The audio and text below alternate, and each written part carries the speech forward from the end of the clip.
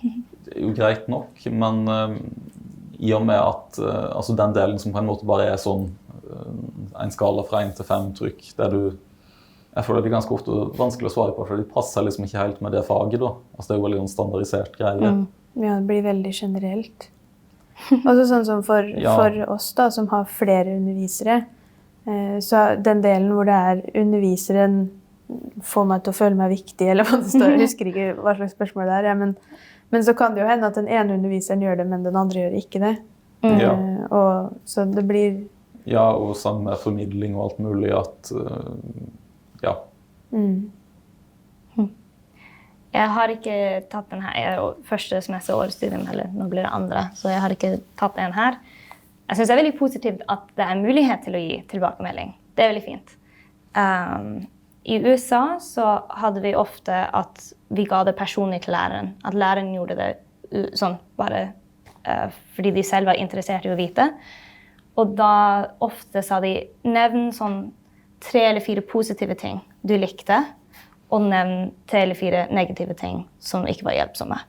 Og det synes jeg var veldig fint, fordi man kan være pedagogisk også med pedagogene.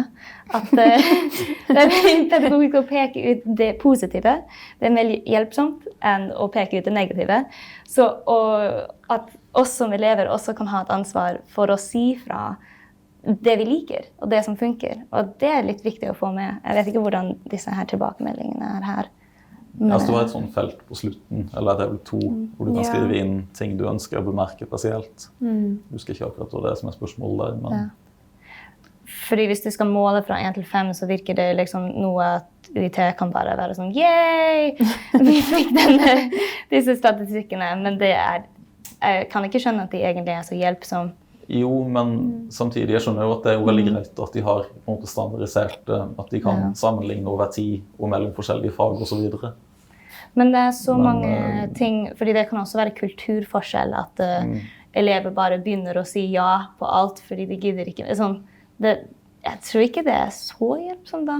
Det blir interessant, men ikke til det pedagogiske, synes jeg. Men kanskje. Ja, du har jo sikkert en viss andel som bare gjør den fordi de må. Ja, det er obligatorisk, men jeg tenker at det er på en måte greit, for da får du faktisk inn svar. Husker jo, på UiB var det jo ikke obligatorisk å gjøre det, og var det jo, hvordan fikk du e-post etter e-post etter e-post, og de bare minner folk på at nå må du gjøre det, eller bare folk må gjøre det. Det tydeligvis var jo ikke det veldig effektivt, i og med at de trengte å sende en med e-post etter sånn nok. Nei, men jeg synes det er bra å bli oppfordret å nevne både positive og negative ting. Sånn at en sånn skjema ikke bare blir negativt. At man kan si fra det som man likte.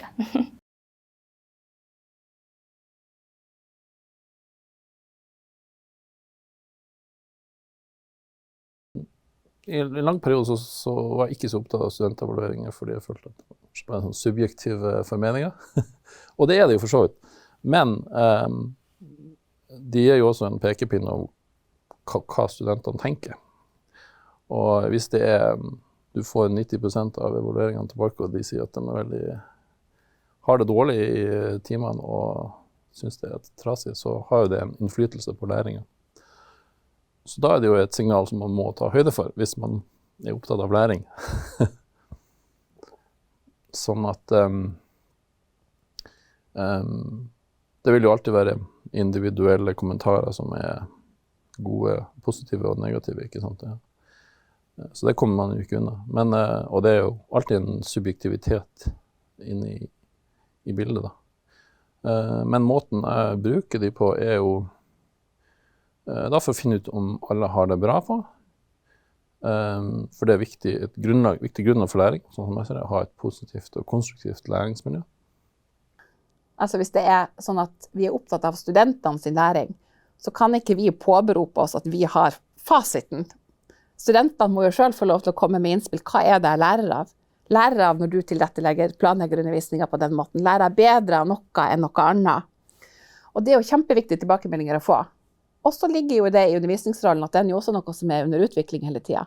Så ved å få feedback fra dem du omgir deg med, så kan du også vokse som underviser og utvikle deg.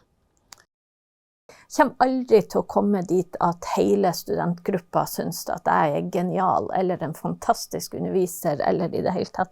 Men det er heller ikke målet. Men hvis jeg kan bruke noen av de tilbakemeldingene til å utvikle meg selv, og det er både på godt og ondt, skulle jeg til å si. Altså, man trenger å vite hvorfor synes du at det funket så bra? Hva var det med det jeg gjorde der som funket så bra? Fordi at da kan jeg kanskje bruke det til å gjøre noe, bruke det en annen plass i undervisningen min også. Og hva var det som gjorde at den aktiviteten der ikke funket? Hvorfor? Altså, jeg er veldig lite tilhenger av sånne her graderinger, og altså, det hjelper ikke meg i det hele tatt om du krysser en 4-er, eller en 6-er, eller en 2-er på meg. Ja, sier meg ikke en dritt, egentlig. Og det gjør meg ikke til en bedre underviser.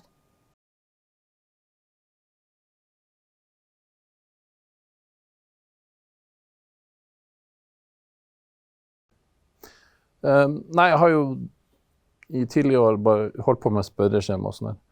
Men har i senere år tenkt mer at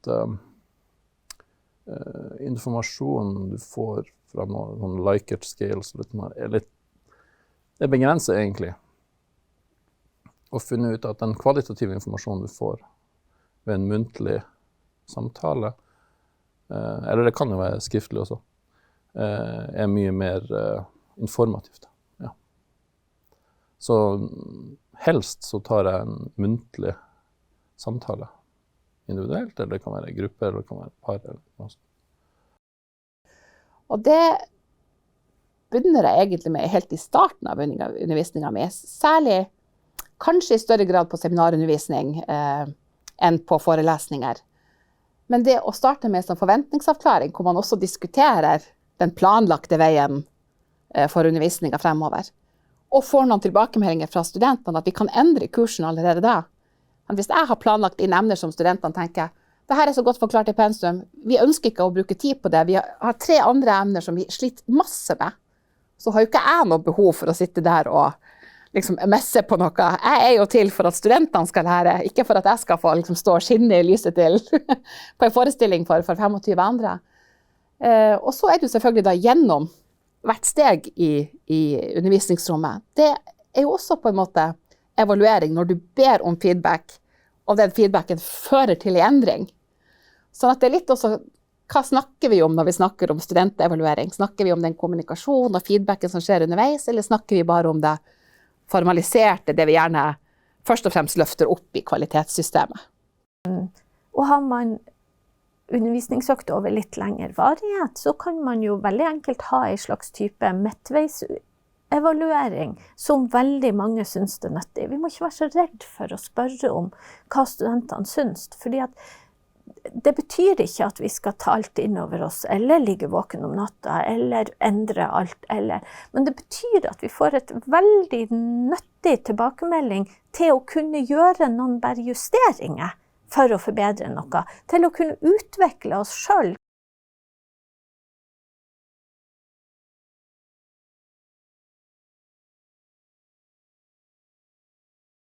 Så er det mange utfordringer med det også, tenker jeg, fordi at studenter kan bli lei av evalueringer, og de kan gå veldig evalueringstrøtt hvis det blir for mye. Og de gjør det i hvert fall hvis de ikke får en følelse av at dette betyr noe for den enkelte underviser. Jeg vil ha dine tilbakemeldinger. Og de går også lei hvis de føler at de ikke bidrar til noe. Altså, det skjer ikke noe med det her. Vi får aldri høre hva evalueringen ble brukt til. Vi ser ikke at det er noe forandring. Vi ser ikke at det... Ja, selvfølgelig gidder ikke å drive på å gi tilbakemeldinger da. Så vi må ta det her på... Vi må tørre å spørre, men så må vi pinadø gjøre noe med de svarene vi får. Hvis ikke har det ingen hensikt. På fakultetsnivå så har vi nå siden den digitale tidsalderen traff oss, brukt såkalt nettskjema. Og det nettskjemaet, det inneholder da en del spørsmål til studentene som gir tilbakemelding på undervisning, og det har vært, jeg husker ikke hvor mange år tilbake i tid, så begynte vi også med å gradere sånn 0-5 på noen spørsmål, og så beholdt vi noen sånne åpne kategorier.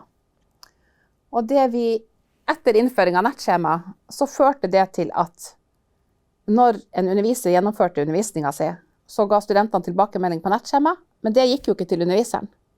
det gikk jo til fakultetet, til noen i administrasjonen der, som ikke hadde ledig tid til å videreformidle det til underviseren med en gang. Så den videreformidlingen, den skjedde først etter man hadde hatt halvårige evalueringsmøter og skrevet rapporter på bakgrunn av det. Og det gjorde jo, tror jeg, at underviserne ble litt mindre engasjert i det med tilbakemeldinger. Og hvis du ikke har et engasjement og en interesse for det du skal presentere om for studentene, så smitter det over. Sånn at det handler ikke om, ok, det er ikke et så populært tiltak første gangen de gjør det, så vi tar det bort. Da synes jeg vi har tapt. For jeg vil fortsatt ha kontroll over undervisningen min. Men jeg tenker at det gjelder å se etter de tingene som handler om hvorfor synes du at det jeg gjorde der var så bra? Hva var det med den oppgaven som fungerte så godt? For da kan jeg kanskje prøve å endre noen andre oppgaver, sånn at de også kan få fram det, eller få dere til å... Hva var det som trigget dere til å jobbe så godt med den på et vis? Og motsatt, oppgaver som jeg har tenkt var bra, eller øvelser vi har gjort, eller som jeg har tenkt var veldig bra, og så har jeg merket på stemningen at det ikke fungerte så godt. I klasserommet, kanskje, i undervisningssituasjonen, så har jeg vært veldig nysgjerrig på å lete etter det i skjemaene, om de sier noe om hva det var for de ikke fikk det til. Altså, og da kan det jo være at jeg hadde lagt det på et for høyt vanskelighetsnivå, eller et for høyt abstraksjonsnivå, eller forventet for mye forkunnskaper i forhold til det de hadde, eller at, ja. Men det er jo ikke til å unngå at man også får tilbakemeldinger på seg selv, og seg selv som person. Men det gjør vi vel i mange ulike sammenhenger, og så må vi både lære oss å takle det, og så må vi ikke la det gå for mye inn på oss, men samtidig tenke gjennom, kan det være noe i det? Altså som sagt så må du se litt sånn helhetlig på det.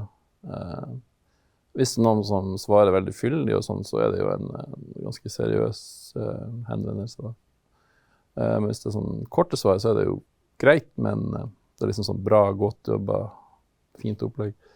Det er jo fin tilbakemelding, men det er ikke så mye du kan gjøre med den informasjonen, annet enn at du vet at opplegget fungerte bra for den personen, sannsynligvis.